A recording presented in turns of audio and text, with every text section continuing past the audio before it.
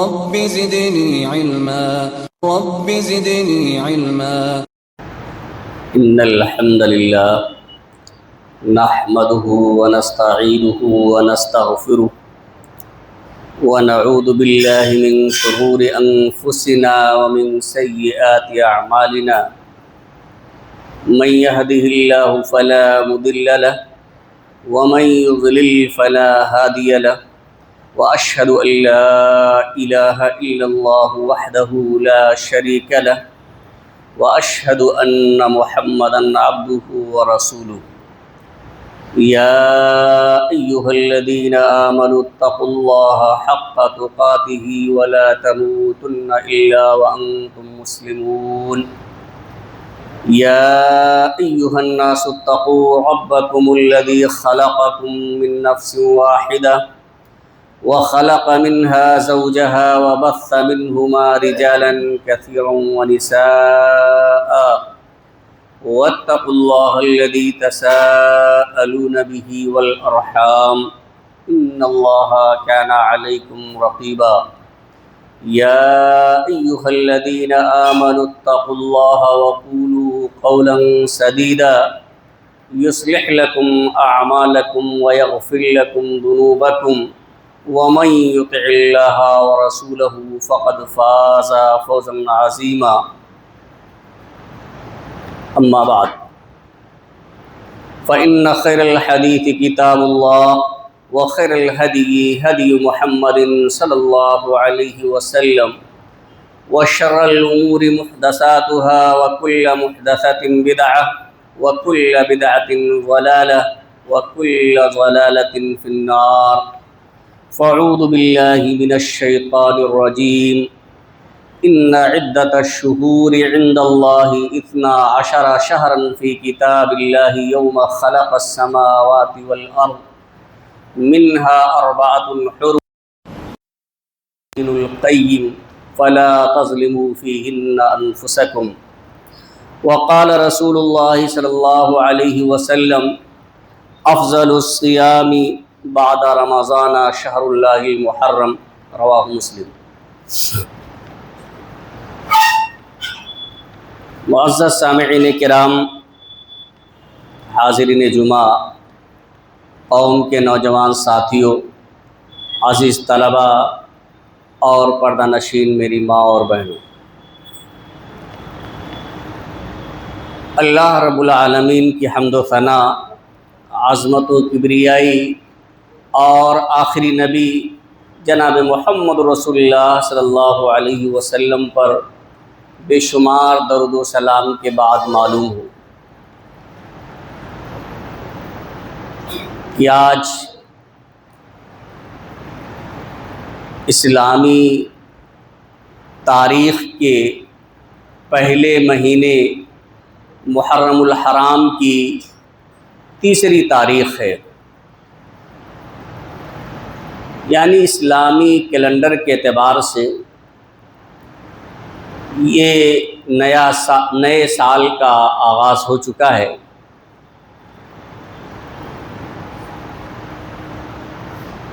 اور یہ سال ہجری سن کے نام سے جانا جاتا ہے۔ ہجری سن کی ابتدا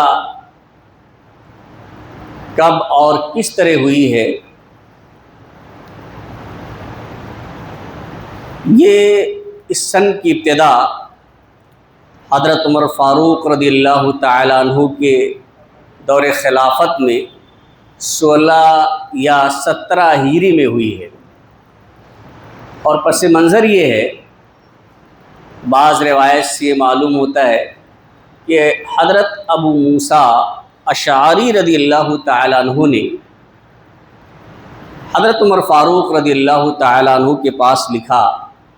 کہ ہمارے پاس خطوط آتے ہیں، لوگوں کے مکتوب آتے ہیں، تو یہ کیسے معلوم ہو کہ یہ خطوط یا مکتوب یا جو بھی دستاویز آتے ہیں یہ کب لکھے گئے ہیں، کس وقت لکھے گئے ہیں، یہ معلوم نہیں ہو سکتا ہے۔ اسی طرح سے بعض روایت سے معلوم ہوتا ہے کہ حضرت عمر فاروق رضی اللہ تعالیٰ عنہ کے پاس ایک دستاویز آیا جس میں شعبان لکھا ہوا تھا، کہ وہ دستاویز شعبان میں لکھا گیا تھا۔ تو حضرت عمر فاروق رضی اللہ تعالیٰ عنہ نے کہا کہ اس سے کون سا شعبان سمجھا جائے، گزرا ہوا شعبان سمجھا جائے یا وہ شعبان جو چل رہا ہے یا آنے والا شعبان سمجھا جائے۔ تو پھر حضرت عمر فاروق رضی اللہ تعالیٰ عنہ نے صحابہ کرام کو جمع کیا اور مشورہ کیا کہ کوئی تاریخ متعین کی جائے جس سے اس طرح کے دستاویز یا خطوط جو لوگوں کے پاس آتے ہیں ان خطوط پر وہ تاریخ رقم کی جائے، لکھی جائے، جس سے معلوم ہو سکے کہ یہ خطوط یا دستاویزات کب لکھے گئے ہیں۔ بعض صحابہ کرام نے یہ مشورہ دیا کہ اللہ کے رسول صلی اللہ علیہ وسلم کی ولادت بسعادت کو تاریخ متعین کر دی جائے، یعنی آپ صلی اللہ علیہ وسلم کی جس تاریخ میں ولادت ہوئی ہے، پیدائش ہوئی ہے، اس تاریخ کو ہی اسلامی تاریخ کا کیلنڈر مان لیا جائے۔ بعض صحابہ کرام نے آپ صلی اللہ علیہ وسلم کی بعثت کی تاریخ کو، یعنی جب آپ صلی اللہ علیہ وسلم کو نبی بنایا گیا، اس تاریخ کو تاریخ مقرر کرنے کا مشورہ دیا۔ لیکن حضرت علی رضی اللہ تعالیٰ عنہ نے یہ مشورہ دیا کہ زیادہ مناسب یہ ہے کہ جس تاریخ میں اللہ کے رسول صلی اللہ علیہ وسلم نے ہجرت کی ہے، جس مہینے میں اللہ کے نبی صلی اللہ علیہ وسلم نے ہجرت کی ہے، تو آپ کی ہجرت کو اسلامی تاریخ میں لکھا جائے۔ تو یہ بات حضرت عمر فاروق رضی اللہ تعالیٰ عنہ کو زیادہ مناسب لگی، اور پھر نبی صلی اللہ علیہ وسلم کی مکہ سے مدینہ کی طرف ہجرت کرنے کو اسلامی تاریخ قرار دیا گیا۔ لیکن آپ صلی اللہ علیہ وسلم نے ہجرت ربیع الاول کے مہینے میں کی تھی، یعنی آپ صلی اللہ علیہ وسلم کی ہجرت ربیع الاول کے مہینے میں ہوئی تھی، اور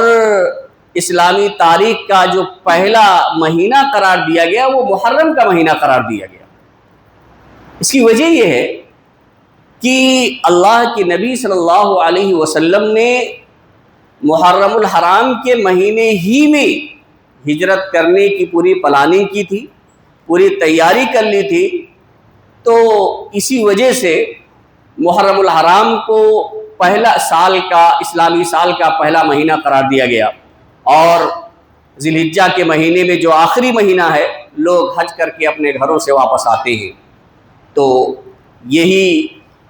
تاریخ ہے اس کی، اور یہی پس منظر ہے۔ اور اس ہجرت کو، یعنی مکہ سے مدینہ کی طرف ہجرت کرنے کو اسلامی تاریخ کا جو تاریخ مقرر کیا گیا ہے، اس کی وجہ یہ بیان کی کہ لِأَنَّهَا فَرَّقَتْ بَيْنَ الْحَقِّ وَالْبَاطِلِ، یعنی نبی صلی اللہ علیہ وسلم کی جو ہجرت ہے، صحابہ کرام کی مکہ سے مدینہ کی طرف جو ہجرت ہے، یہ ہجرت کرنا حق و باطل کے درمیان فرق کرنے والا ہے۔ بھئی ہجرت اسی لیے کی تھی اللہ کے رسول صلی اللہ علیہ وسلم نے، صحابہ کرام نے، کہ اہل مکہ نے اسلام پر عمل کرنے سے منع کیا، اور آپ صلی اللہ علیہ وسلم کے صحابہ کرام کی زندگی کو بہت ہی مشکل بنا دیا تھا، طرح طرح کے ظلم و ستم کرتے تھے، اسلام پر عمل کرنے کی آزادی نہیں مل پاتی تھی، بلکہ وہاں رہنا دشوار ہو گیا تھا۔ تو آپ صلی اللہ علیہ وسلم کو اللہ رب العالمین نے اجازت دی کہ آپ مکہ سے مدینہ ہجرت کر جائیں۔ تو حق اور باطل کے لیے یہ لڑائی تھی، اور حق و باطل کے درمیان یہ فرق کرنے والی چیز ہجرت ہے، اسی لیے اس کو جو ہے ہجرت ہی کو اسلامی سال کا آغاز قرار دیا گیا ہے۔ جب بھی ہم اکثریت کو تو ہجری سن یا اسلامی تاریخ کے بارے میں معلوم ہی نہیں ہو پاتا ہے، لیکن ہمیں اور آپ کو یہ تاریخ معلوم ہونی چاہیے، اور اس تاریخ کے لکھتے وقت، بولتے وقت ہمیں اس بات کا احساس ہونا چاہیے کہ ہجرت سے ہمیں اور آپ کو کیا سبق ملتا ہے، اللہ کے رسول صلی اللہ علیہ وسلم نے کیوں ہجرت کی تھی۔ تو ہجرت سے بہت سے دروس اور بہت سے اسباق اور سبق ملتے ہیں، جیسے اللہ پر توکل اور بھروسہ کرنا، صحیح طریقے سے پلاننگ کرنا، مصیبت و پریشانی پر صبر کرنا، اور سب سے عظیم سبق جو ملتا ہے وہ یہ کہ اپنے ایمان، اپنے دین کی تحفظ کے لیے، اس کو بچانے کے لیے جان، مال اور اعزاء و اقربا کی قربانی پیش کر دینا۔ ہوا حقیقت میں یہی تھا کہ اسلام پر عمل کرنے کے لیے اور دین کو بچانے کے لیے صحابہ کرام نے اور اللہ کے رسول صلی اللہ علیہ وسلم نے اپنے گھر بار کو چھوڑا، اپنے اعزاء و اقربا کا چھوڑا، مال و دولت سب کو چھوڑ کر کے، تمام چیزوں کی قربانی دے کر کے مکہ سے ہجرت کر کے مدینہ چلے آئے۔ تو یہ سب سے بڑا سبق ملتا ہے کہ جہاں اللہ کی بات ہو، اللہ کے رسول صلی اللہ علیہ وسلم کی بات ہو، جہاں دین کی بات ہو، وہاں جان و مال کی قربانی آدمی بے دریغ پیش کر سکے۔ یہ اس سے بڑا سبق ملتا ہے۔ ایک دو نمونے میں آپ کے سامنے ذکر کر دوں۔ خود نبی کریم صلی اللہ، دیکھیں وطن عزیز سے، اپنے وطن سے جہاں انسان پیدا ہوتا ہے اور زندگی کے سنہرے ایام گزارتا ہے، تو اس سے ہر کسی کو محبت ہوتی ہے، اور ہونا بھی چاہیے، فطری تقاضا ہے کہ جہاں آدمی پیدا ہوا ہے، پلا بڑا ہے، جہاں خاندان کے لوگ ہیں، اقربا اور اعزبا ہیں، سب لوگ موجود ہیں، ایسی جگہوں سے محبت ہر کسی کو ہوتی ہے۔ اللہ کے رسول صلی اللہ علیہ وسلم کو تھی۔ اللہ کے رسول صلی اللہ علیہ وسلم جب مکہ سے نکلنے پہ مجبور ہوئے تو، اور آپ صلی اللہ علیہ وسلم جب مدینہ کی طرف رخ کرتے ہیں تو صحابی رسول عبداللہ بن عدی رضی اللہ تعالیٰ عنہ کہتے ہیں کہ رأیت رسول اللہ صلی اللہ علیہ وسلم واقفا علی الحزورہ، کہ میں نے اللہ کے رسول صلی اللہ علیہ وسلم کو حزورہ مقام پر دیکھا کہ آپ کھڑے ہوئے ہیں، فقال، اور فرما رہے ہیں، واللہ انکی لخیر ارض اللہ، اللہ کی قسم تو اللہ کی زمین میں سب سے زیادہ خیر و برکت والی سرزمین ہے۔ یعنی مکہ کے بارے میں اللہ کے رسول صلی اللہ علیہ وسلم قسم کھا کر کے کہتے ہیں کہ اللہ کی قسم، اللہ کی جو سرزمین ہے سب سے زیادہ تو خیر و برکت والی ہے، وَأَحَبُّ أَرْضِ اللَّهِ إِلَى اللَّهِ، اور اللہ کے نزدیک تو سب سے زیادہ محبوب ہے۔ یعنی مکہ کی سرزمین کے بارے میں اللہ کے رسول صلی اللہ علیہ وسلم نے یہ بھی کہا کہ اللہ کو تو سب سے زیادہ پیاری ہے۔ وَلَوْلَا أَنِّي أُخْرِجْتُ مِنْكِ، اگر مجھے تجھ سے نکالا نہ جاتا، یعنی یہاں کے رہنے والے لوگوں نے، ہمارے قبیلے اور خاندان کے لوگوں نے، ہمارے اس جگہ کے، اس شہر کے رہنے والے لوگوں نے، ہمارے اپنوں نے تجھ سے مجھے نکلنے پر مجبور نہ کیا ہوتا، وَلَوْلَا أَنِّي أُخْرِجْتُ مِنْكِ مَا خَرَجْتُ، تو میں نکل کر جانے والا نہیں تھا۔ یہ کس وجہ سے آپ صلی اللہ علیہ وسلم کر رہے ہیں؟ ایک تو وہ پاکیزہ سرزمین، دوسرے اللہ کے نزدیک سب سے محبوب سرزمین، اور تیسری یہ محبت تھی آپ صلی اللہ علیہ وسلم کی، آپ صلی اللہ علیہ وسلم کا لگاؤ تھا، آپ وہاں پیدا ہوئے تھے، آپ کی پوری نشو و نما ہوئی تھی، 40 سال تک نبوت سے پہلے آپ وہاں رہے، اور نبوت کے بعد 13 سال یعنی 53 سال تک آپ صلی اللہ علیہ وسلم اس سرزمین میں رہے، لیکن جب جانے پر مجبور ہوتے ہیں تو یہ کہتے ہیں کہ لولا انی اخرجت ما خرجت منکی، اگر مجھے نکالا نہ جاتا تو میں نکلنے والا نہیں تھا۔ تو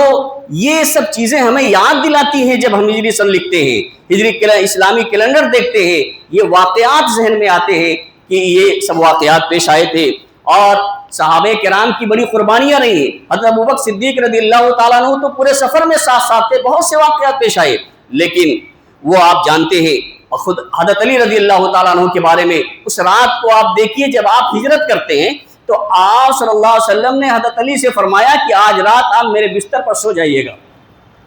آپ غور کریں کہ حضرت علی رضی اللہ تعالیٰ عنہ کو یہ بات معلوم ہے کہ مکہ کے ہر قبیلے اور خاندان سے ایک ایک آدمی نکل کے آیا ہوا ہے، اور اللہ کے رسول صلی اللہ علیہ وسلم کو قتل کرنے کے دے پہ ہے، اور ہر قبیلے کے لوگ ہیں تاکہ قریش کے لوگ بدلہ نہ لے سکیں، قریش کے لوگ کچھ مزاحمت نہ کر سکے، سارے لوگ اکٹھا ہیں، نبی صلی اللہ علیہ وسلم کو جان سے مار دینا چاہتے ہیں۔ اور اس موقع پر اللہ کے رسول صلی اللہ علیہ وسلم حضرت علی رضی اللہ تعالیٰ عنہ سے کہتے ہیں میرے بستر پر آج رات آپ سو جائیے اور میری چادر اوڑھ لیجئے۔ حضرت علی رضی اللہ تعالیٰ عنہ کی قربانی دیکھیے کہ اس رات میں جبکہ معلوم ہے کہ جان کا خطرہ ہے، بھائی بستر پر میں ہوں گا اور اللہ کے رسول صلی اللہ علیہ وسلم کو لوگ قتل کر دینا چاہتے ہیں، مجھے بھی قتل کر سکتے ہیں، لیکن نہیں، آپ کے بستر پر سو جاتے ہیں۔ اور جب مکہ والے اللہ کے رسول صلی اللہ علیہ وسلم کو صبح بستر پر نہیں پاتے، حضرت علی کو دیکھتے ہیں تو ان کو چاٹا بھی رسید کرتے ہیں۔ حاضرین گرامی، یہ قربانیاں ہیں اس موقع پر۔ یہی نہیں، عورتیں بھی اس سلسلے میں پیش رہی ہیں اور انہوں نے ایسی قربانیاں پیش کی ہیں جس کی نظیر دنیا میں ملنے والی نہیں ہے۔ آپ دیکھیں حضرت ام سلمہ رضی اللہ تعالیٰ عنہ، ام سلمہ رضی اللہ تعالیٰ عنہ جو امہات المومنین میں سے ابھی ہجرت کے وقت یہ اللہ کے رسول صلی اللہ علیہ وسلم کی نکاح میں نہیں ہے، ان کے شوہر ابو سلمہ ہیں اور ان کا ایک بیٹا سلمہ ہے۔ ابو سلمہ رضی اللہ تعالیٰ عنہ ہجرت کرتے ہیں، وہ بھی مکہ سے ہجرت کرتے ہیں اور اپنے اونٹ پر اپنے بچے کو، اپنی بیوی کو لے جاتے ہیں۔ مکہ والے جب دیکھتے ہیں تو ام سلمہ رضی اللہ تعالیٰ عنہ کے خاندان والے، ان کے میکے والے بنی مغیرہ بن مخزوم، وہ لوگ جمع ہو جاتے ہیں اور کہتے ہیں کہ ابو سلمہ ہم تو آپ کو نہیں روک سکتے، آپ آزاد ہیں جائیے، لیکن ہم اپنی بیٹی کو آپ کے ساتھ در بدر بھٹکنے کے لیے محمد صلی اللہ علیہ وسلم کی طرح ہم نہیں چھوڑ سکتے، اپنی بیٹی کو نہیں جانے دیں گے۔ آپ غور کریں کہ وہ لوگ ابو سلمہ کو جانے دیتے ہیں اور بیٹے کو چھین لیتے ہیں، لیکن ابو سلمہ رضی اللہ تعالیٰ عنہ واپس نہیں لوٹتے ہیں۔ میکے والوں نے، سسرال والوں نے بیٹی کو چھین لیا، بیٹے کو چھین لیا، لیکن واپس وہ نکل جاتے مدینہ ہجرت کی طرف۔ جب یہ بات ابو سلمہ کے خاندان والوں کو معلوم ہوتی ہے تو ان کو تکلیف ہوتی ہے۔ وہ آتے ہیں اور ام سلمہ سے کہتے ہیں کہ جب تمہارے میکے والوں نے میرے بھائی سے ان کی بیوی یعنی تم کو چھین لیا تو بیٹا تو میرے بھائی کا ہے، بیٹا میرے بھائی کا ہے، اور انہوں نے ام سلمہ سے ان کے بیٹے کو چھین لیا۔ اس موقع پر آپ بتائیے، شوہر مدینہ کی طرف ہجرت کر گئے ہیں اور بیوی کے پاس جو بیٹا تھا ان کے میکے والوں کی ضد میں انہوں نے بیٹے والے کو ابو سلمہ کے خاندان والوں نے لے لیا۔ اب 3 افراد ہیں گھر میں، تینوں 3 جگہوں پہ ہیں۔ اب تینوں کے بارے میں آپ غور کریں کہ ان کی دل میں کیسی کیفیت رہی ہوگی، کس طرح کی انہوں نے تکلیف جھیلا ہوگا، کس طرح سے انہوں نے صبر کیا ہوگا اس موقع پر۔ بہرحال حضرت ام سلمہ رضی اللہ تعالیٰ عنہ پورے سال بھر مکہ سے باہر جا کر روتی رہتی تھی، تو انہی کے خاندان کے ایک آدمی کو ترس آیا، اس نے کہا کہ آخر اس بندی پر رحم کرو، کیوں پریشان کرتے، اسے بھی جانے دو۔ جب اجازت مل جاتی ہے تو پھر ابو سلمہ کے خاندان والے بیٹے کو بھی ان کے سپرد کر دیتی ہیں اور چلی جاتی ہیں۔ بعد میں ابو سلمہ کی وفات کے بعد اللہ کے رسول صلی اللہ علیہ وسلم سے ان کا نکاح ہو جاتا ہے، امہات المومنین میں شامل ہو جاتی ہیں۔ عرض کرنے کا مقصد یہ ہے کہ جو یہ نیا سال شروع ہوا ہے 1448 ہجری کا، جو یہ ہجری سال ہے، جب بھی ہم لکھتے ہیں، بولتے ہیں، تو اس طرح کے واقعات جو پیش آئے ہیں ہجرت کے موقع پر جو ہے یہ ذہن و دماغ میں گھومنے لگتے ہیں کہ بڑی قربانیاں دی ہیں صحابہ کرام نے، اللہ کے نبی صلی اللہ علیہ وسلم نے، اسی لیے ہجری سن کو اسلامی سن قرار دیا گیا ہے۔ اور یہی وجہ ہے، انہی سب پریشانیوں اور مشقتوں کی وجہ سے کہ ہجرت میں جو پریشانیاں جھیلی جاتی ہیں، کہیں مال چلا جاتا ہے، کہیں اولاد سے آدمی محروم ہو جاتا ہے، وطن سے دور ہو جاتا ہے۔ اللہ کے رسول صلی اللہ علیہ وسلم نے عمرو بن عاص رضی اللہ تعالیٰ عنہ سے فرمایا تھا کہ اما علمتا، کہ عمرو بن عاص، چونکہ عمرو بن عاص رضی اللہ تعالیٰ عنہ اسلام لانے سے پہلے اللہ کے رسول صلی اللہ علیہ وسلم کے بڑے مخالف تھے، اور وہ خود بیان کرتے ہیں کہ دل میں میرے یہ بات تھی کہ کبھی بھی اگر موقع مل گیا اور میں غالب آیا تو محمد صلی اللہ علیہ وسلم کو میں قتل کر دوں گا۔ یعنی اتنی دشمنی رکھتے تھے، نفرت رکھتے تھے، لیکن جب اسلام لاتے ہیں، اللہ کے نبی صلی اللہ علیہ وسلم کے پاس آتے ہیں تو کہتے ہیں اللہ کے نبی صلی اللہ علیہ وسلم آپ ہاتھ پھیلائیے، میں آپ سے بیعت کرنا چاہتا ہوں۔ آپ نے جب ہاتھ بڑھایا تو انہوں نے کھینچ لیا۔ پھر اس کے بعد اللہ کے وسلم نے فرمایا کہ عمرو تم خود ہی ہاتھ بڑھاتے ہو اور پھر کھینچ رہے ہو، تو انہوں نے کہا کہ اللہ کے رسول صلی اللہ علیہ وسلم میں شرط لگانا چاہتا ہوں۔ آپ نے پوچھا کون سی شرط لگانا چاہتے ہو؟ کہتے ہیں کہ اللہ کے رسول صلی اللہ علیہ وسلم میں یہ چاہتا ہوں کہ میرے سارے گناہ اللہ رب العالمین معاف کر دیں۔ تو آپ صلی اللہ علیہ وسلم نے اس موقع پہ فرمایا تھا اما علمتا، امر معلوم نہیں ہے آپ کو ان الاسلام یہدم ما کان قبلا، کہ اسلام اپنے سے پہلے سارے گناہوں کو مٹا دیتا ہے، وان الہجرت تہدم ما کان قبلہا، اور ہجرت اپنے سے پہلے تمام گناہوں کو مٹا دیتی ہے، وان الحج یہدم ما کان قبلا، اور حج اپنے سے پہلے سابقہ گناہوں کو مٹا دیتا ہے۔ تو ہجرت بھی، ہجرت کرنے کے بعد ہجرت سے پہلے جو گناہ ہوتے ہیں اللہ رب العالمین ان گناہوں کو مٹا دیتا ہے، کیونکہ ہجرت میں بڑی مشقت و پریشانی ہوتی ہے۔ حاضرین گرامی، یہ صرف یہی چیز محرم کے مہینے سے صرف یہی چیز نہیں جڑی ہوئی ہے کہ آپ صلی اللہ علیہ وسلم نے ہجرت کی پلاننگ کی تھی، ہجرت کے لیے پوری تیاری کی تھی، بلکہ یہ محرم کا مہینہ جو اسلامی تاریخ کا پہلا مہینہ ہے، اس کے بارے میں اللہ کے رسول صلی اللہ علیہ وسلم نے فرمایا کہ افضل الصیام بعد رمضان شہر اللہ المحرم، یعنی سب سے افضل روزہ فرض روزے کے بعد اللہ کے مہینے محرم کا روزہ ہے۔ یعنی یہاں پر اللہ کے رسول صلی اللہ علیہ وسلم نے نسبت کی ہے اس محرم کی اللہ کی طرف کہ اللہ کے مہینے محرم کا روزہ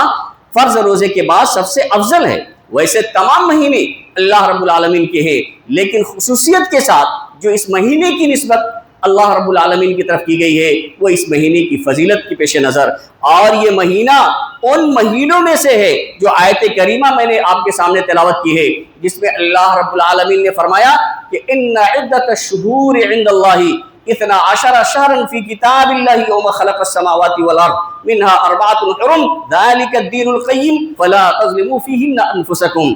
کہ بے شک اللہ کے نزدیک مہینوں کی تعداد 12 ہے۔ کہا اللہ کی کتاب میں اس دن سے جب سے اللہ تعالیٰ نے آسمان و زمین کی تخلیق فرمائی ہے، یعنی اللہ تعالیٰ نے آسمان و زمین کو جب سے پیدا کیا ہے اسی وقت سے مہینوں کی تاریخ 12 مقرر کر دی ہے، منہا 4 حرم، اور ان 12 میں سے 4 مہینے حرمت والے ہیں، ذالک الدین القیم، یہی سیدھا دین ہے۔ یعنی مہینوں کی تعداد کا 12 ہونا اور 4 مہینوں کا حرمت والا ہونا، محترم ہونا، یہی سیدھا دین ہے۔ فلا تظلموا فیہن انفسکم، تو ان مہینوں میں تم اپنے اوپر ظلم و زیادتی نہ کرو۔ وہ کون مہینے ہیں؟ ذی قعدہ، ذی الحجہ، محرم اور رجب۔ تو جو 4 مہینے حرمت والے، محترم والے جو قرار دیے گئے ہیں اس آیت کریمہ کے اندر، انہی 4 میں سے اسلامی سال کا پہلا مہینہ جو محرم الحرام ہے یہ بھی ہے۔ اور ان مہینوں میں اللہ رب العالمین نے صاف طور سے اعلان کر دیا ہے کہ فلا تظلموا فیہن انفسکم، تم اپنے اوپر ظلم و زیادتی نہ کرو۔ حاضرین گرامی، سال کے 12 مہینوں میں سے کسی مہینے میں بھی ظلم کرنا، قتل و قتال کرنا، قتل و خریزی کرنا، جنگ کرنا اور دوسری برائیاں کرنا کسی بھی مہینے میں جائز اور روا نہیں ہے۔ لیکن چونکہ جو مہینہ جتنا ہی جو حرمت والا ہے یا جو وہ اوقات جتنا ہی محترم ہوتے ہیں، ان اوقات میں اگر کوئی برائی کی جاتی ہے تو اس برائی کا گناہ بڑھ جاتا ہے۔ تو یہ مہینے چاہے محرم کا مہینہ ہو، چاہے رجب کا مہینہ ہو، چاہے ذی قعدہ اور ذی الحجہ کا مہینہ ہو، چونکہ یہ حرمت والے مہینے ہیں، تو اور دوسرے مہینوں کے مقابلے میں اگر قتل و خونریزی کی جاتی ہے، جنگ و جدال کی جاتی ہے، لڑائی جھگڑا کیا جاتا ہے اور شرک کیا جاتا ہے اور دوسرے بدعات و خرافات انجام دیے جاتے ہیں، تو ان کا گناہ مزید بڑھ جاتا ہے، اور اس سے اللہ رب العالمین نے صاف طور سے منع کر دیا فلا تظلموا فیہن انفسکم۔ خصوصیت کے ساتھ آپ کو ظلم و زیادتی سے، قتل و خونریزی سے بچنا چاہیے۔ حاضرین گرامی، یہ اس میں ایک دن جو ہے 10 محرم کا بھی آتا ہے، آپ کے بارے میں آپ کو معلوم ہوگا 10 محرم اور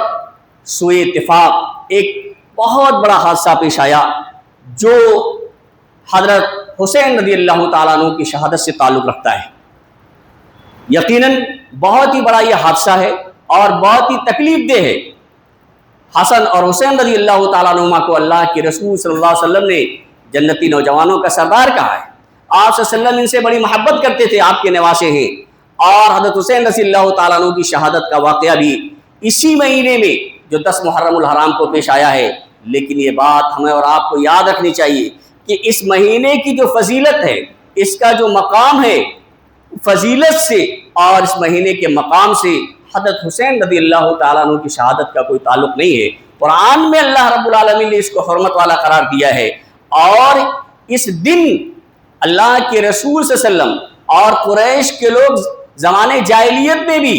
اس دن روزہ رکھا کرتے تھے۔ اللہ کے رسول صلی اللہ علیہ وسلم جب مدینہ تشریف لائے تو آپ صلی اللہ علیہ وسلم نے لوگ دیکھا کہ یہود بھی اس دن روزہ رکھتے ہیں، تو آپ صلی اللہ علیہ وسلم نے سوال کیا کہ آخر یہ لوگ اس دن کیوں روزہ رکھتے ہیں؟ تو آپ صلی اللہ علیہ وسلم کو بتایا گیا کہ ھذا یوم صالح،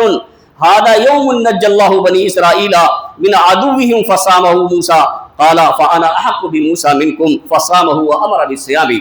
عبداللہ بن عباس رضی اللہ تعالیٰ عنہ کہتے ہیں تو آپ صلی اللہ علیہ وسلم کو بتایا گیا کہ یہ ایک اچھا دن ہے، بابرکت دن ہے، اور ایسا دن ہے جس دن اللہ تعالیٰ نے موسیٰ علیہ السلام کو فرعون جیسے ظالم و جابر بادشاہ سے ان کے دشمنوں سے نجات دی تھی۔ فصامہ موسیٰ، تو موسیٰ علیہ السلام نے اس دن روزہ رکھا تھا، تو آپ صلی اللہ علیہ وسلم نے فرمایا نحن احق بموسیٰ منکم، کہ ہم تو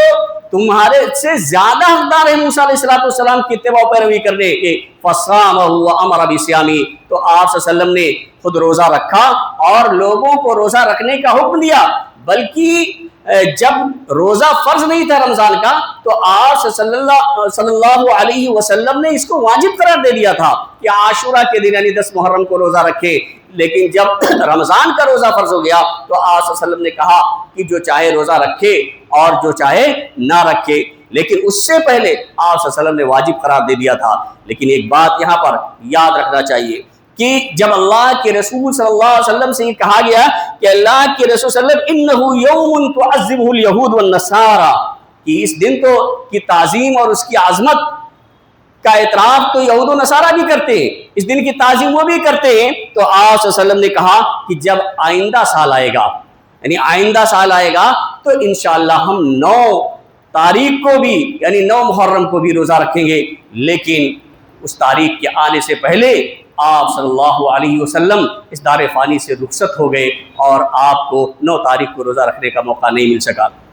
اگر یہ حدیث بھی سامنے رکھیں تو اس سے معلوم ہوتا ہے کہ 9 اور 10 2 دن روزہ رکھیں، اور ایک حدیث میں یہ بھی آتا ہے کہ ایک دن پہلے رکھ لیں ایک دن بعد، لیکن اس کے اندر ذوف پایا جاتا ہے۔ البتہ خالف الیہود کا کہ جو الفاظ ہیں کہ یہودیوں کی مخالفت کرو، تو اس سے اگر کوئی 9 10 نہیں رکھ پاتا ہے تو 10 11 کو رکھ لے تو یہود کی مخالفت ہو جائے گی، وہ بھی صحیح ہے۔ ویسے زیادہ بہتر جو صحیح حدیث ہے آپ 9 10 کو رکھیں، جو اللہ کے رسول صلی اللہ علیہ وسلم نے جس کی خواہش ظاہر کی تھی، تو اور اس کا بڑا اجر و ثواب ہے۔ اللہ کے رسول صلی اللہ علیہ وسلم سے جب پوچھا گیا عاشورہ کے روزے کے بارے میں یعنی 10 محرم کے روزے کے بارے میں، تو آپ صلی اللہ علیہ وسلم نے فرمایا یکفر السنۃ الماضیۃ والباقیۃ، یہ عرفہ کے روزے کے بارے میں کہ ایک سال گزرے اور پچھلے گناہ معاف کر دیے جاتے ہیں۔ اور جب یوم عاشورہ کے بارے میں سوال کیا گیا تو آپ صلی اللہ علیہ وسلم نے فرمایا کہ عاشورہ کے دن اگر کوئی روزہ رکھتا ہے تو اس سے 1 سال کے گناہ معاف کر دیے جاتے ہیں۔ اس لیے ہمیں اور آپ کو اور اس مہینے کا روزہ اللہ رب العالمین کے نزدیک زیادہ فضیلت والا ہے، تو اس مہینے میں ہم ظلم و زیادتی کرنے سے، خرافات کرنے سے، اللہ اور اس کے رسول کی نافرمانی کرنے سے بچیں، اور ساتھ ساتھ روزے کا اہتمام کریں، خصوصیت کے ساتھ 9 10 روزے کا اہتمام 9 اور 10 تاریخ کے روزے کا اہتمام کریں۔ انشاءاللہ اللہ رب العالمین 1 سال کے گناہوں کا کفارہ اسے بنا دے گا۔